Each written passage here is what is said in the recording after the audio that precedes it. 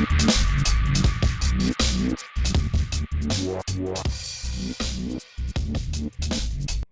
kids, Aussie Moto Matt coming at you from Sunnybank in southeast Queensland.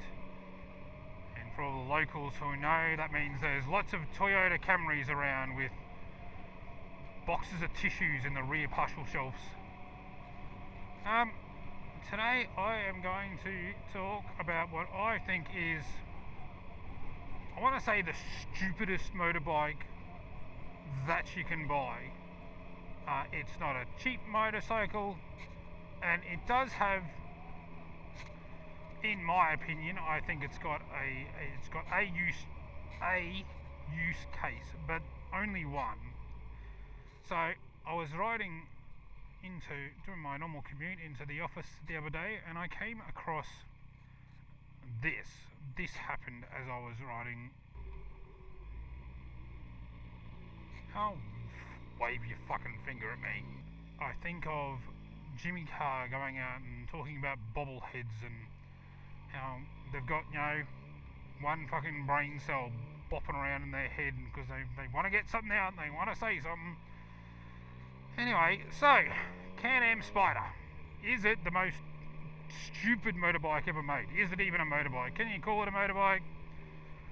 So Can-Ams are a Canadian-made, let's keep calling it a motorcycle, a Canadian-made motorcycle, Can-Am, which is a company that traditionally make snowmobiles. And from what I've read, they're actually half decent at making snowmobiles, but should they make motorbikes? Who knows? Now, I don't know exact, and I'm not going to try and guess, but I'm pretty sure they're a 3-cylinder belt-driven thing that you drive like a 3-wheeled scooter thing, I guess.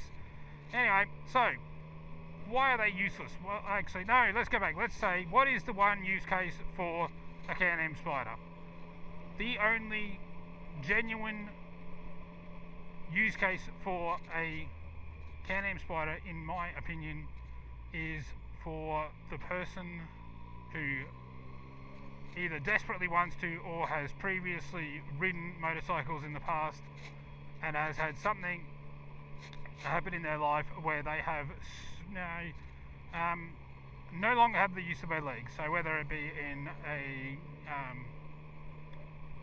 like in the army or in war or something and they've lost their legs, or if they have had an accident and they've broken their back and they can't use their legs.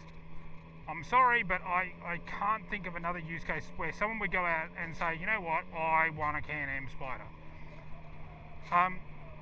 They have all of the bad things about owning a motorbike and none of the good things.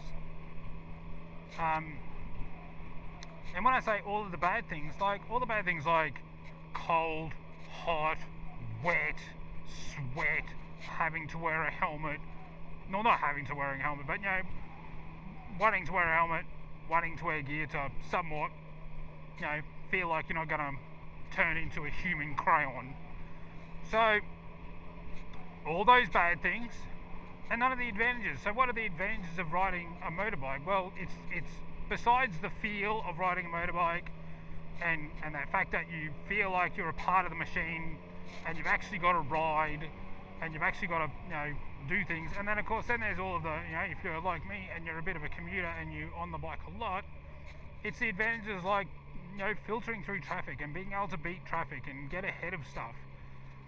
You can't do that on a Can-Am Spyder, obviously, because they're wide as a freaking small car. So why would you buy, honestly, why would you buy one? Is if you can think and you can tell me and give me a good reason why you would buy, except for the one reason that I've given.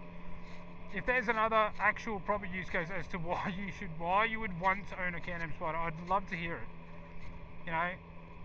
And I'm sorry, coming up with stuff like, oh well, it's a touring motorcycle. Yeah, so's a Goldwing, but at least on a Goldwing it still feels like a fucking motorbike. And it is still a motorbike. I won't say it feels like a motorbike, it probably is a motorbike. So, Can-Am Spyder, yes or no? give me a decent use case other than the one that I've mentioned.